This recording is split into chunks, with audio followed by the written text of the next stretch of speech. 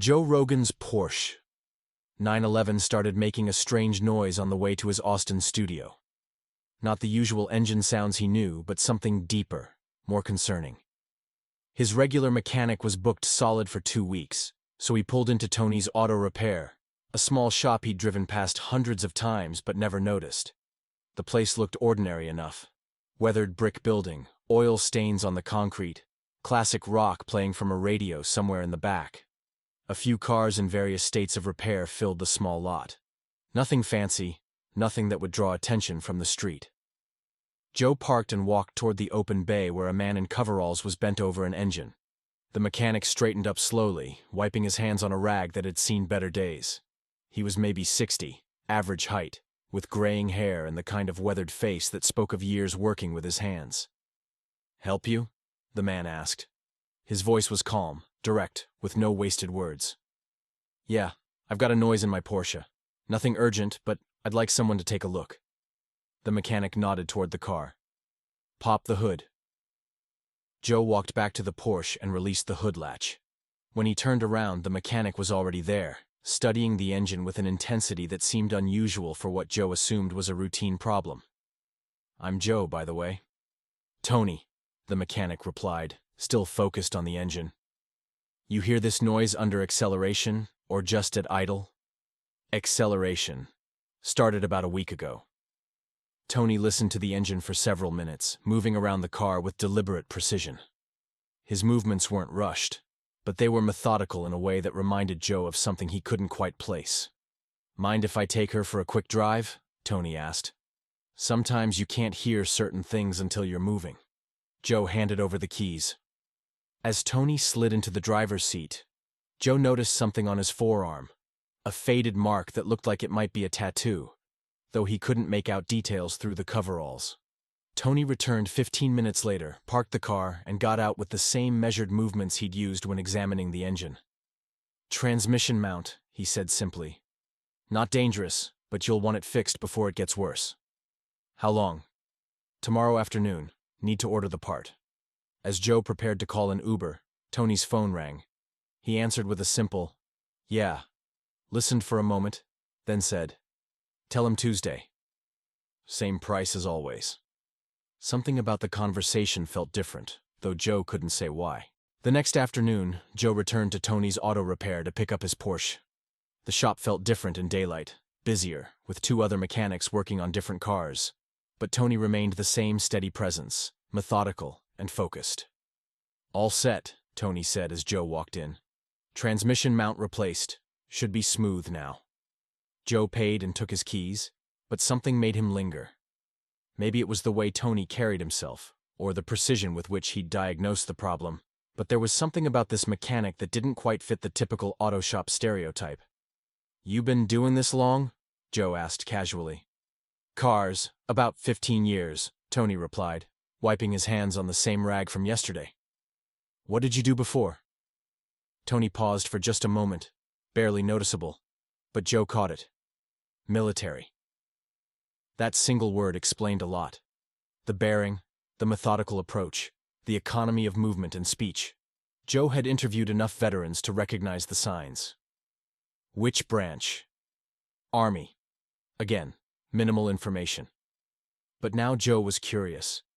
There was something about Tony's demeanor that suggested more than just basic military service. "Iraq? Afghanistan?" "Both." Tony's answers remained short, but not unfriendly. Just controlled. Joe started his Porsche, and the engine purred perfectly. Whatever problem had existed was completely gone. As he prepared to leave, he noticed Tony had moved to work on another car, an older pickup truck that looked like it had seen hard use. But what caught Joe's attention wasn't the truck. It was the way Tony examined it. He ran his hands along the undercarriage with the same methodical precision he'd shown with the Porsche, but there was something else. An intensity that went beyond mechanical curiosity. Joe turned off his engine and got out. "Everything okay?" Tony straightened up slowly. "Yeah, just checking something." But his expression had changed. There was a tension there that hadn't existed moments before. "What kind of work did you do in the Army?" Joe asked directly. Tony looked at him for a long moment, as if deciding whether to answer. Finally, he said, EOD.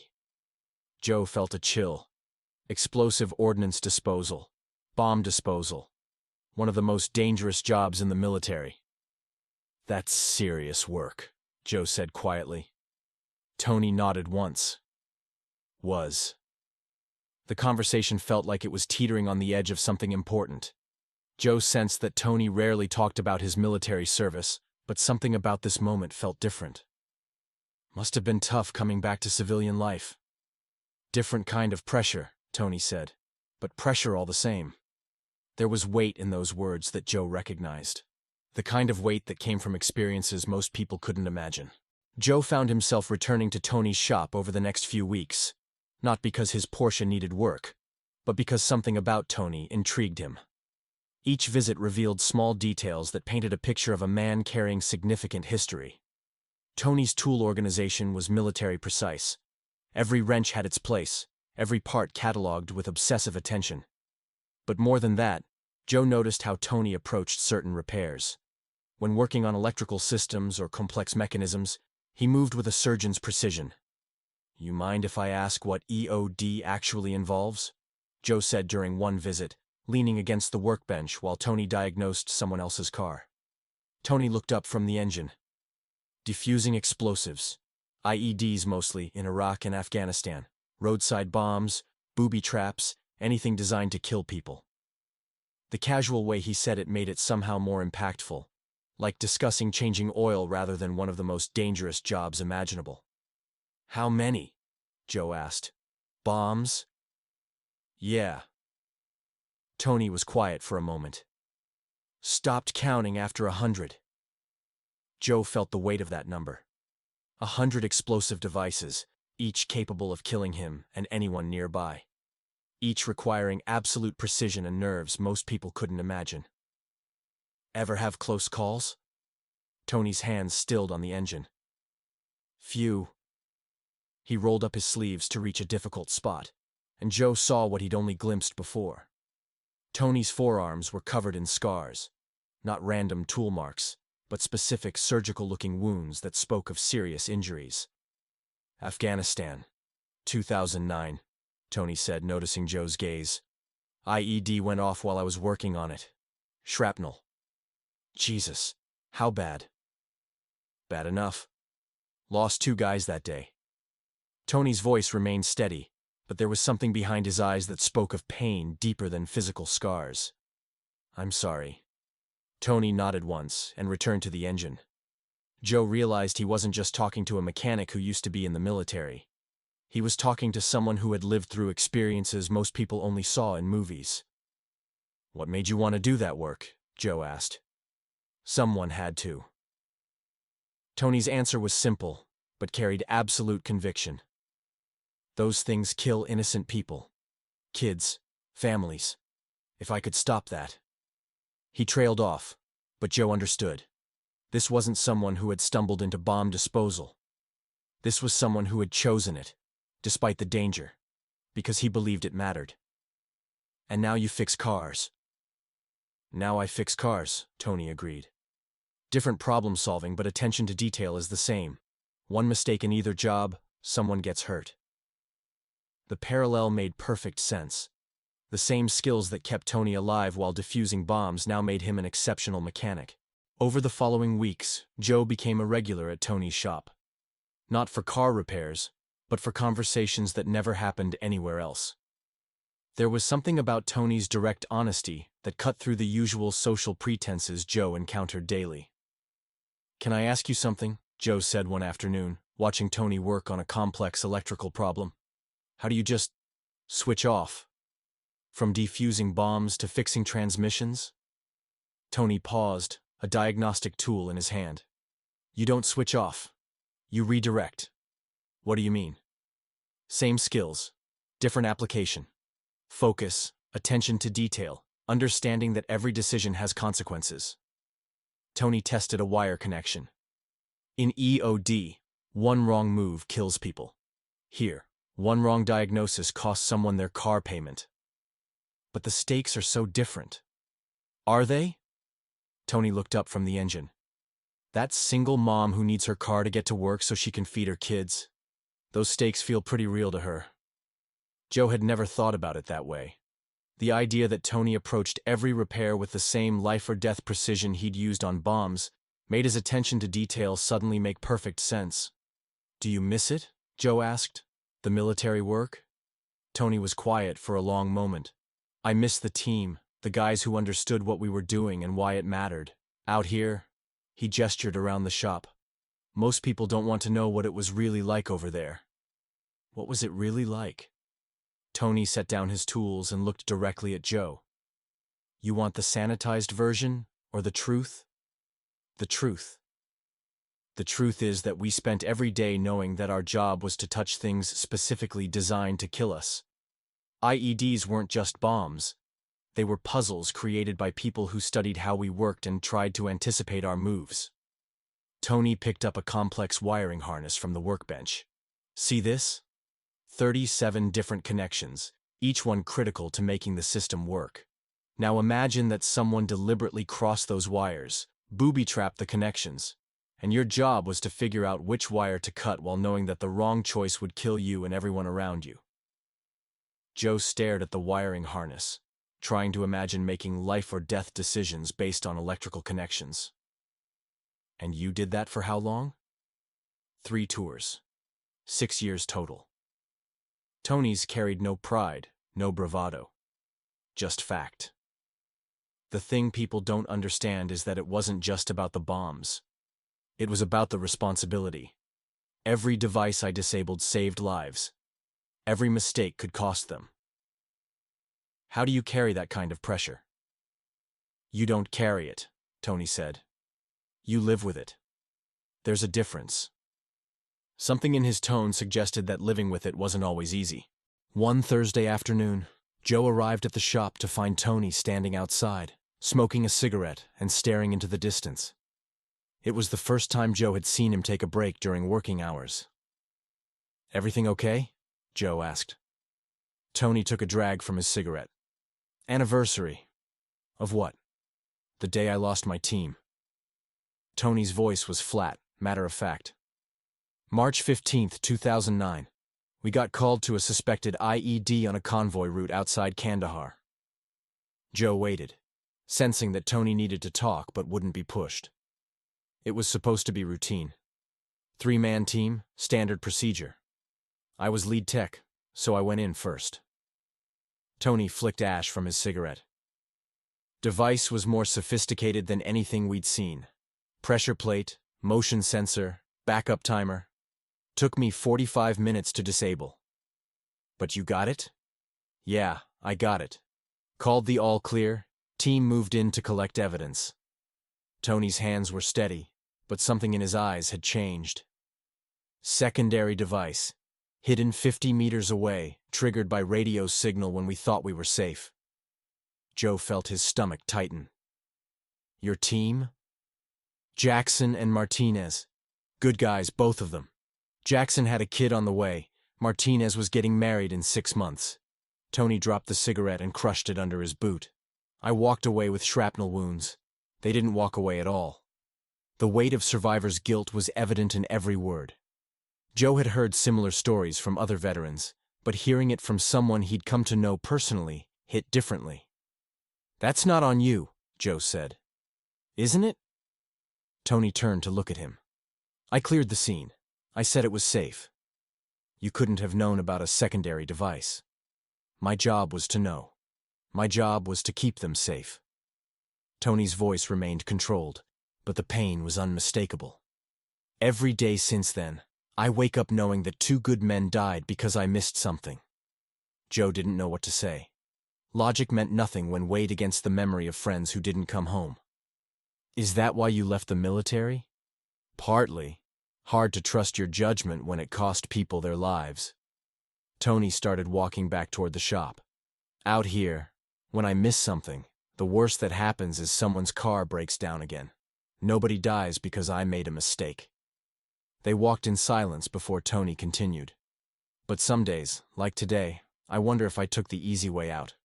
If I should have stayed, tried to save other teams. You saved a lot of lives over 6 years, Joe said. That has to count for something. Maybe. But it doesn't bring back Jackson and Martinez. Joe realized he was seeing a side of Tony that probably very few people ever witnessed. Underneath the controlled exterior was a man still fighting a war that had ended years ago. The conversation about Jackson and Martinez marked a turning point in Joe and Tony's relationship. Over the following weeks, their talks grew deeper, more personal. Tony began sharing details about his military service that he'd clearly never discussed with anyone else. "You know what the hardest part was?" Tony said one afternoon while rebuilding an engine. "Coming home and pretending to be normal." "What do you mean?" People would ask, "How was your deployment?" Like I'd been on a business trip. Tony paused in his work. "How do you explain that you spent months walking up to devices designed to kill you?" Joe had never considered that disconnect. "What did you tell them?" "It was fine. That's what everyone wanted to hear anyway." Tony resumed working, his movements precise and methodical. "The truth is too uncomfortable. People can't process the reality of what we did over there." "But you must have had some support when you came back?" Tony's laugh was bitter. "The Army gave me a ceremony, a medal, and discharge papers. Then they said, 'Good luck being a civilian.' No transition help? 3-day seminar on writing resumes. Nothing about how to sleep without checking for tripwires. Nothing about why sudden loud noises make you hit the deck." Joe watched Tony work, noting how his hands never trembled despite the emotional weight of what he was sharing. Tony continued. "The first job I applied for was at an electronics store. During the interview, they asked about my technical experience. I started explaining explosive device analysis, and I could see their faces change. Suddenly I wasn't qualified. I was a liability. Because they thought you were unstable? Because they thought anyone who'd done that work had to be damaged." Tony set down his wrench. "Maybe they weren't wrong. Maybe we all are damaged, just in ways that don't show." "Is that how you ended up here?" "Took me 2 years to find someone willing to hire me. Frank, the guy who owned this place before me, was a Vietnam vet. He understood that military training could translate to civilian skills." "You bought the shop from him?" "He left it to me when he died. Cancer 3 years ago. Said I was the only one who cared about doing the work right." Tony's voice softened slightly. "Frank saved my life, really. Gave me purpose when I thought I'd lost it." Joe could see how important that legacy was to Tony. The shop wasn't just a business. It was proof that his skills still mattered, that he could still fix things instead of destroying them. "Do you ever regret leaving EOD?" "Every day," Tony said without hesitation. "Not because I missed the danger, but because I left a job undone. Every bomb I don't defuse is one that might kill someone else." The weight of that responsibility was staggering to consider. 2 months into their friendship, Joe made a decision that surprised even himself. He wanted to help Tony in some way, though he wasn't sure exactly how. "Tony," Joe said during one visit, "have you ever thought about sharing your story? Not classified stuff, but the transition experience, challenges of coming home?" Tony looked up from the brake job he was working on. "What do you mean?" "I meet veterans through my podcast who've found ways to help other veterans adjust to civilian life. Organizations that understand what you went through."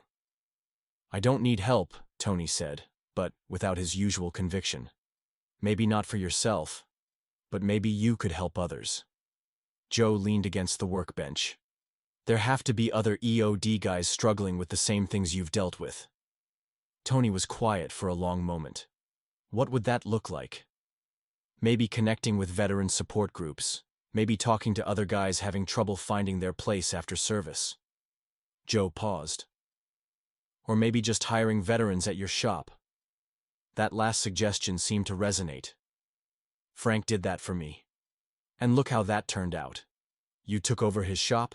You're keeping his legacy alive, doing work that matters." Tony nodded slowly. "I've thought about hiring help. Business has been good, more than I can handle alone sometimes." "What stopped you?" "Trust. Hard to find people who care about doing things right." Tony wiped his hands. "Most mechanics today want to get cars in and out fast. I can't work that way." "Because of your military training?" Because people's lives depend on these machines working properly. Every brake job, every steering repair. If I screw up, someone could die. Joe realized Tony brought the same life-or-death mentality to civilian work that he'd had in EOD. It wasn't paranoia. It was understanding consequences. What if you found other veterans who understood that mindset? Tony considered this seriously. There might be something to that. Guys who know what it means to do a job right the first time. Would you be open to me making calls? I know people who work with veteran employment programs. Tony hesitated, then nodded. Yeah. Maybe it's time to stop hiding in this shop and start helping people again. Joe felt satisfaction. This wasn't charity. This was recognizing that Tony's skills were valuable, and isolating himself wasn't helping anyone. There's something else, Joe said. I'd like to tell your story. Not on the podcast, not publicly. But people need to hear that transition is possible. As long as it helps other people, okay? For the first time since Joe had known him, Tony seemed to be looking forward instead of backward. 6 months later, Joe drove into Tony's auto repair and was surprised to see 3 cars in the lot and 2 additional mechanics working alongside Tony. The shop had expanded, but more importantly, it had come alive with purpose. "Joe!" Tony called out, walking over with a smile Joe had never seen before. "Good timing. Want you to meet someone?" He led Joe to where a younger man in coveralls was working on an engine with the same methodical precision that characterized Tony's approach. "This is Marcus," Tony said. "Army EOD, 2 tours in Syria. Just started here last month." Marcus looked up and nodded respectfully. "Mr. Rogan, Tony told me you're the one who got him thinking about helping other veterans." Joe shook Marcus's hand, noting the same steady grip and direct eye contact he'd come to associate with Tony. "How are you finding civilian work?" "Different," Marcus said. "But Tony's been showing me how the skills translate. Turns out attention to detail works the same whether you're defusing bombs or rebuilding transmissions." Tony's pride was evident. Marcus brought discipline and focus, already caught 2 problems that could have been serious safety issues. As they walked through the shop, Tony introduced Joe to the 3rd mechanic, Sam, a Marine veteran who specialized in electrical systems. The atmosphere was completely different from Joe's first visit. There was camaraderie here, mutual respect born from shared experience. "How's business?" Joe asked. "Better than ever," Tony replied. "Word gets around when you do good work. But more than that, we're building something here. These guys understand what it means to do a job right." Joe could see the transformation wasn't just in the shop's success, but in Tony himself. The weight that had pressed down on him for months had lifted. He'd found his purpose again. "There's something else," Tony said, leading Joe to a corner where a small plaque hung on the wall. It read, "Jackson and Martinez Memorial Fund, supporting EOD veterans in transition. We donate a percentage of profits to help EOD guys find work and get support," Tony explained. "It's not much, but it's something." Joe felt deep satisfaction seeing how far Tony had come. From a man haunted by survivor's guilt to someone who had found a way to honor his fallen teammates while helping others. "Jackson and Martinez would be proud," Joe said. Tony nodded, his voice steady but emotional. "For the first time since I lost them, I feel like I'm doing something that matters again." As Joe prepared to leave, Tony handed him an invoice. "No charge," Tony said. "You gave me something worth more than money. You reminded me that my story matters." Tony's auto repair had become more than a business. It was proof that purpose could be found again, that service continues in different forms, and that skills forged in war could build something meaningful in peace. The end.